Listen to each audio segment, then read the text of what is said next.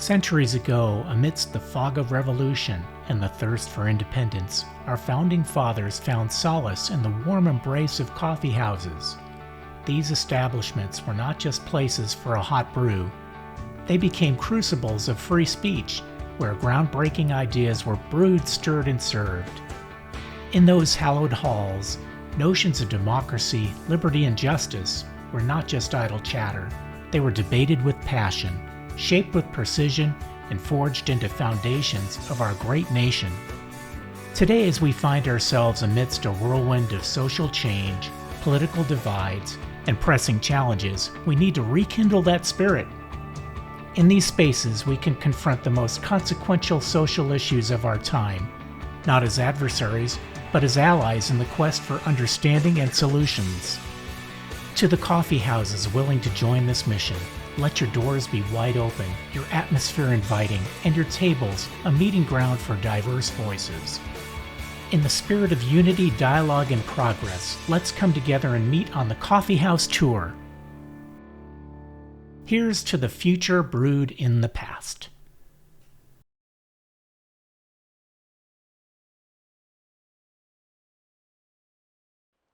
Hello everyone, I'm J.R. Larson, and today we are at Dreamshot Films in Fairfax, Virginia, in the shadows of Washington, D.C.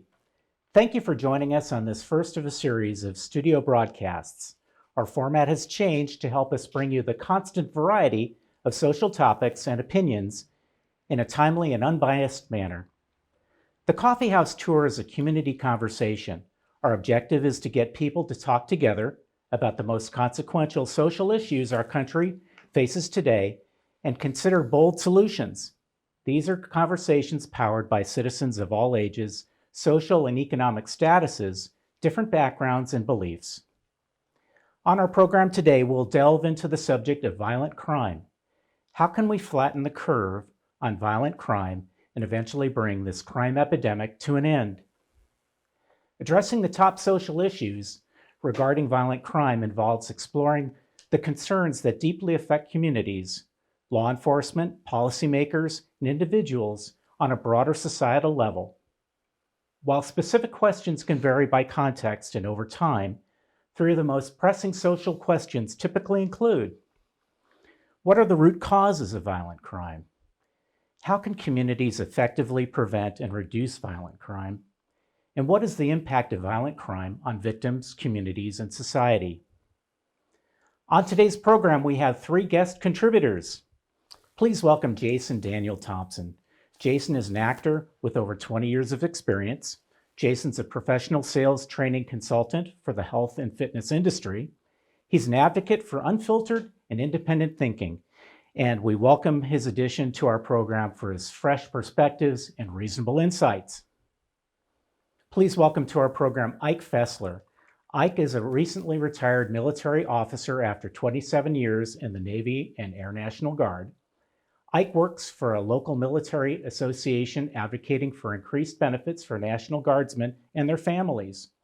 He resides in Northern Virginia and is passionate about the local community, military initiatives, and America's place in the world. Please welcome Brian Grohosky. Brian is a husband and father of two. Brian is a former Marine, electrical engineer, home renovator, and a pilot. Brian is a recent FBI special agent retiree where he specialized in civil rights and public corruption investigations. He's now enjoying his new life in the performing arts world, creating fun and interesting content wherever he can. Gentlemen, let's open our discussion with the first question. What do you think are the root causes of violent crime? Let's start with you, Jason. Well, thank you, JR. I think that I'm really glad the question was root causes, because I think so often in our society, just like the medical field, we focus on treating the problem rather than getting to the root cause and fixing it. A lot of politicians would be out of work if we did that, but I think that's the entire point. And I think what we're seeing is a cultural and values problem. And I think if we look around, is there any indication in our society right now that we respect anything? Do we respect life? That we respect each other? That we respect our neighbors, our country? Do we respect ourselves? So I think everything's sort of devolved into sort of this celebration of trash, for a lack of a better term. And what exactly do we expect to happen? So if we have, for example, if we're cultivating emotionally fragile people and we are celebrating narcissism and we're celebrating prison culture, simultaneously we have single father homes, we have single parent homes, we have a society that celebrates violence. If you throw all that into a bag and you mix it up, how do we expect anything good to come out of that?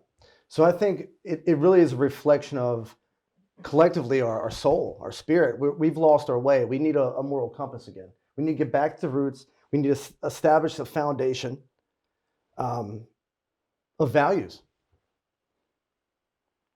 Well put. Um, Ike, what do you think are the root causes of violent crime? Thank you for the opportunity today, JR. And to Jason's point, I believe it starts in the home. I believe strong parenting, and there is an epidemic of single parent homes, whether it's single fathers or single mothers. You don't have the two parent household to establish what is expected in society. And society has come to celebrate or not take into account what violent crime, the ramifications of violent crime are.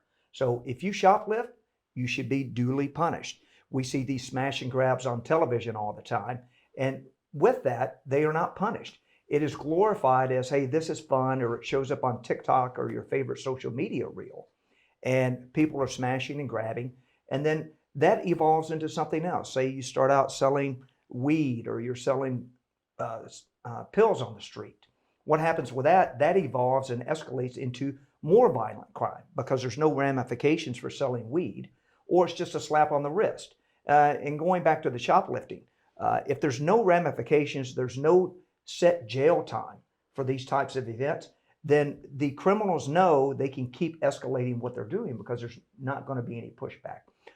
Community is a big part of this as well. Whereas I came from a single parent background, and my mother was working 18-hour days, 6 days a week. So my grandparents had to fill in when my mother was working, and I knew what was expected of me. I knew if I got in trouble at school or in society, it was going to be twice as bad for me at home, either having devices taken away or I was punished from watching my favorite TV show. So it's a collective effort. There's not one root cause. It's a collection of many root causes that we need to get back to the foundation of.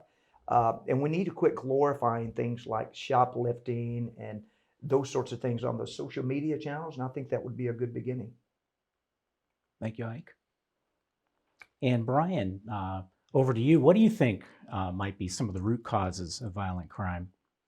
So when you look at violent crime, the FBI categorizes them as murder, manslaughter, rape, robbery, aggravated assault, followed by the slightly lesser violent crimes, the property crimes, where you've got burglary, larceny, and things of that nature, which Ike had mentioned a couple of those things, like the shoplifting.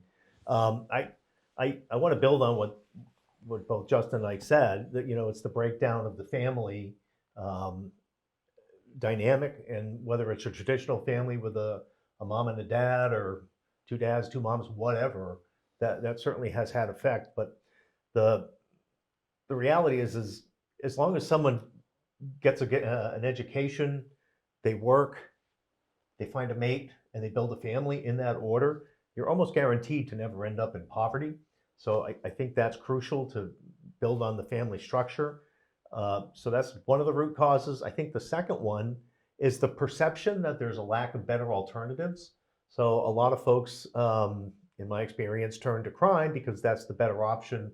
It's a way that they can make money without putting in the work of getting an education or getting a skill. And then the third thing I think really affects us is the failed institutions that we have around dealing with mental health issues. So we have a lot of these smaller crimes, the larcenies, the shoplifting, being conducted by people with mental illness that are homeless, looting stores, things of that nature. The mental institutions were abolished in the 50s and 60s because they were deemed cruel and unusual. We still have those institutions now. It's just the prison system. And as bad as those systems may have been in the asylums, they're a lot worse for those people that have mental health issues in the prison system. So we've made the problem worse by not having dealt with our mental health crisis in the United States. Mm-hmm. That's a good start to our conversation. In fact, let's take a minute to see if there's some go-back thoughts that have to do with what we've been talking about, as far as root causes. Well, I think, to this point, really, if you look at the mental issues, the emotional issues that are taking place in the country, we often want to blame guns, for example, if it's gun violence that we're talking about. Oh, it's the gun, it's the tool, right? We don't blame, drunk driving deaths on the car. Where does it start from? What's the ideology? Where does this come from? We have emotionally fragile people. They're not getting help. So, in fact, we'll be back very shortly. And in our next segment, we're going to be asking the next question: how can communities effectively prevent and reduce violent crime? We'll be right back.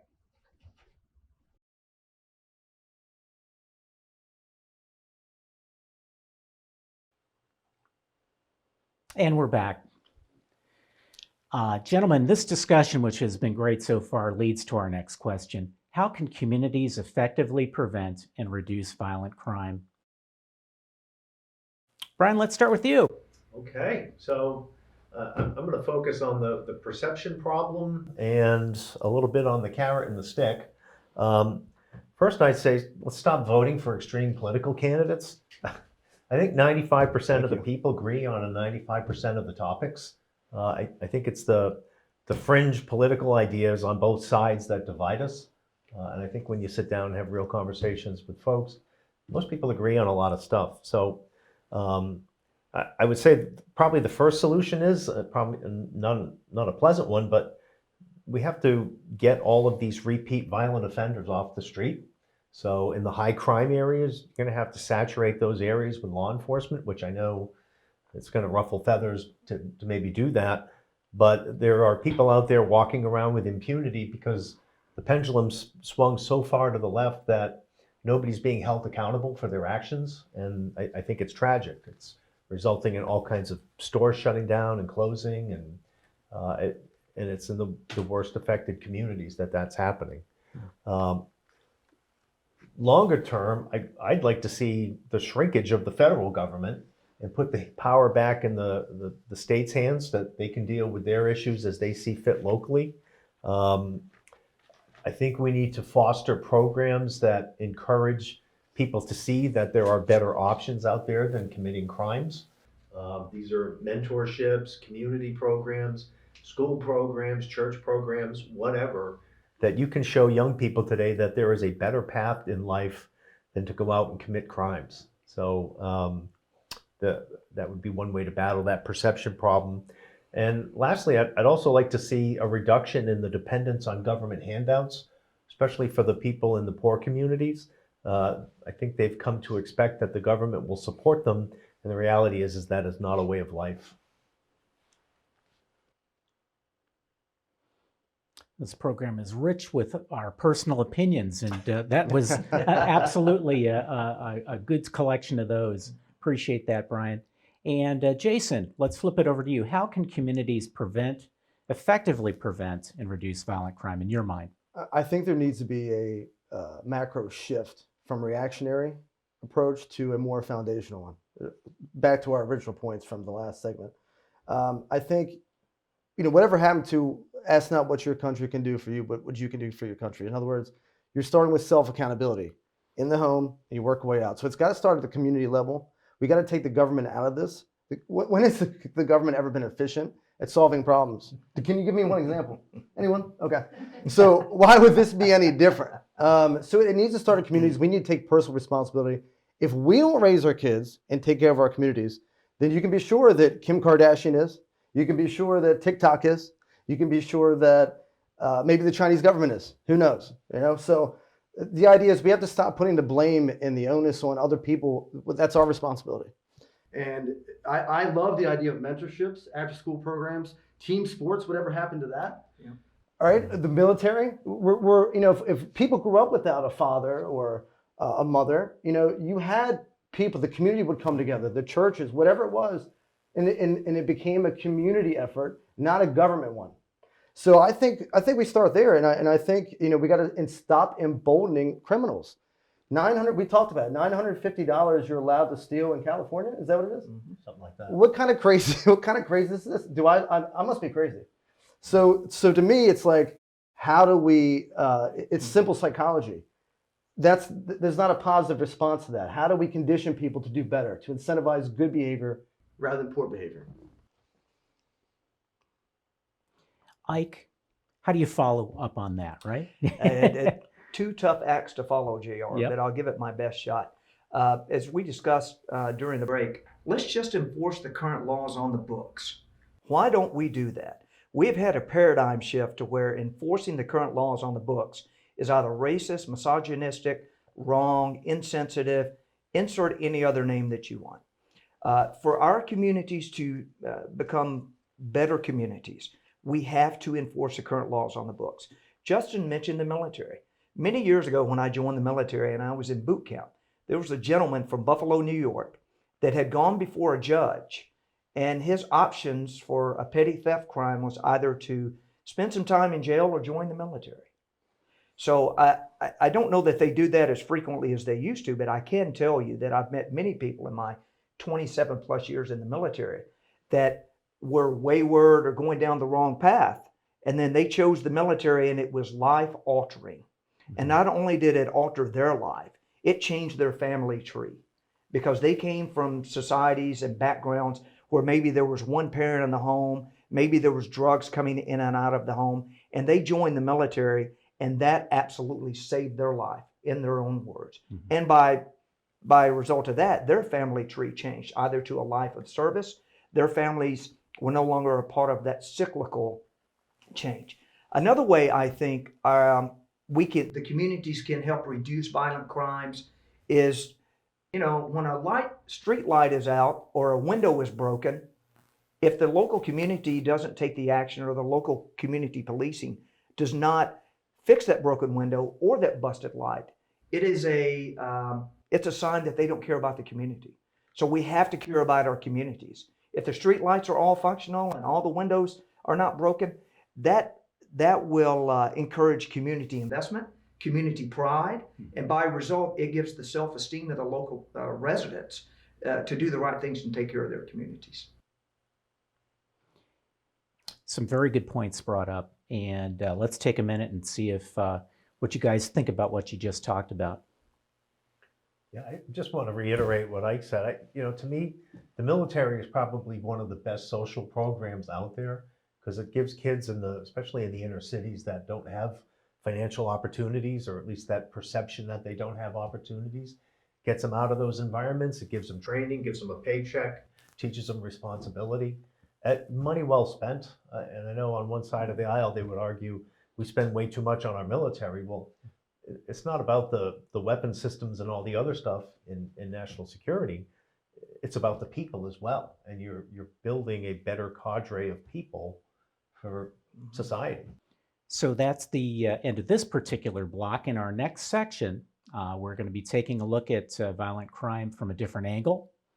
And we're going to be taking a look at what the impact of violent crime is on victims, communities, and society. We'll be right back.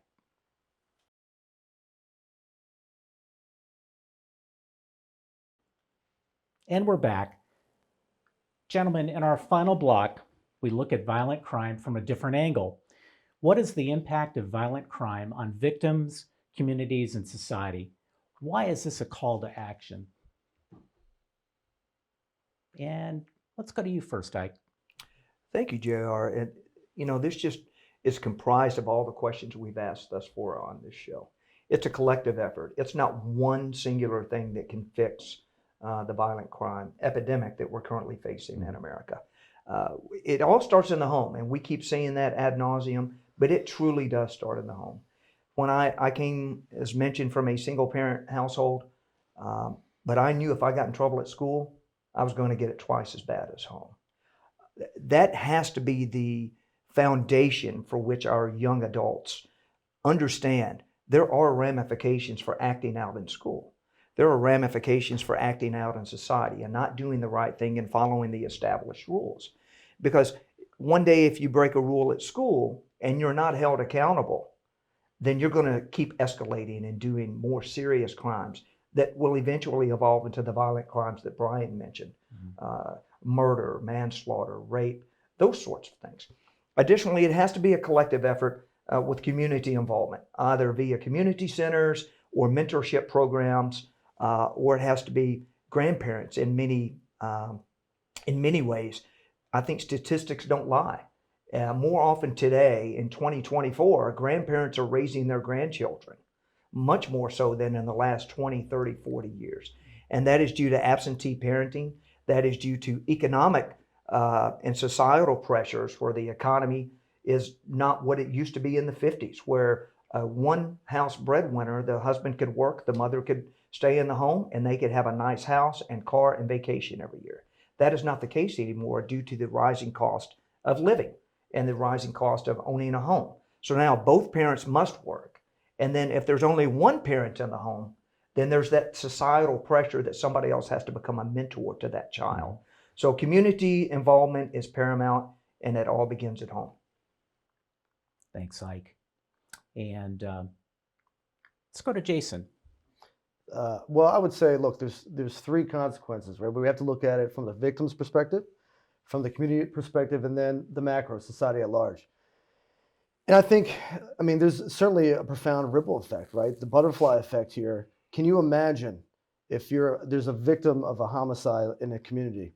You grow up without a father, you grow up without a mother, you grow up without a brother, or you lose your son.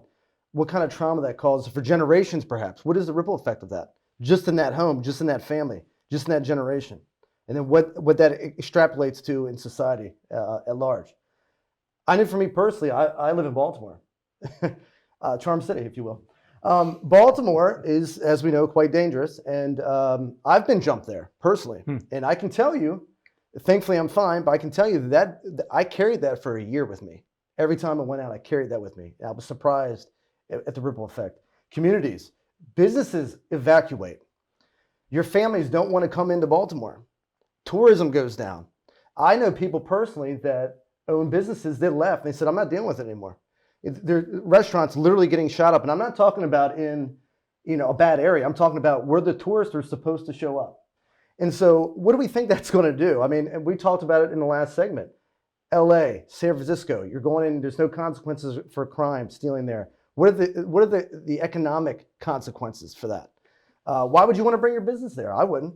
And then society at large. Everybody remember Back to the Future too? I know this is a random reference here, but do you remember when Marty went back and the alternate reality was Biff was the mayor? Remember it was dystopian, depressing?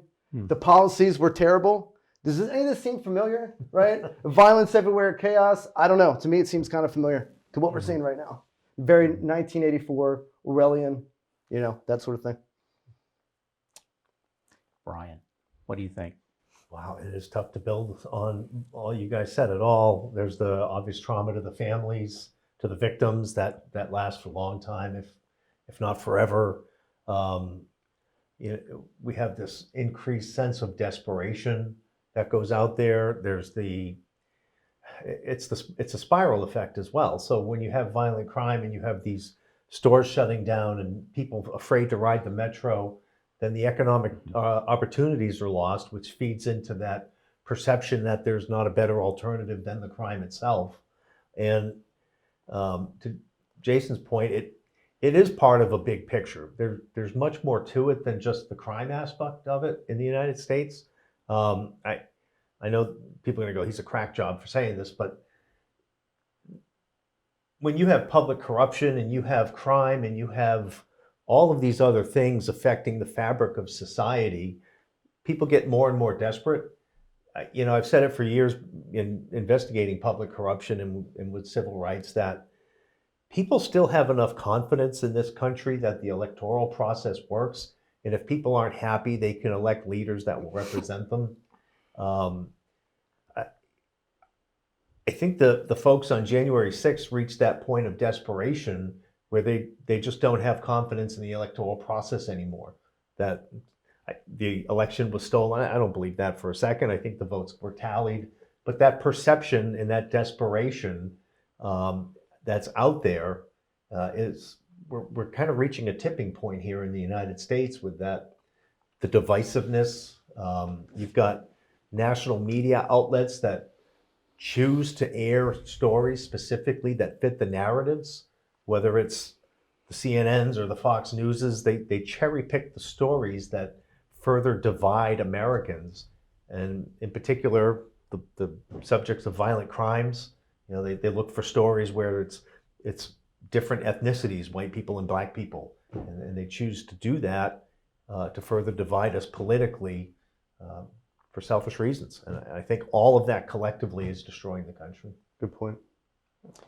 Yeah, absolutely. Thank you, Brian, on that. And in this last moment or two, we'll do a bit of wrap up, and summary on this, this last question, and certainly the questions that led up to this on violent crime. And, just one thing that, I might add is that, and it's a bit of the theme that has continued on through this, which is you got violent crime, people do what they know, we've got generationally now a normalization of violent crime in our cities, crime in our communities, and that's been so there will be more victims. So as we close today, I want to thank you guys, thank my guests, thank our guests, and all of you for joining us in this thoughtful exploration of issues that shape our nation and our values. Remember, it's through respectful dialogue and steadfast commitment to our principles that we can navigate the complexities of our times. Stay tuned. Future programs will tackle more consequential social issues, including the economy, affordable health care, drug addiction, and religious freedom. Goodbye for now from the Coffeehouse, where every conversation is a step toward a brighter, more grounded tomorrow.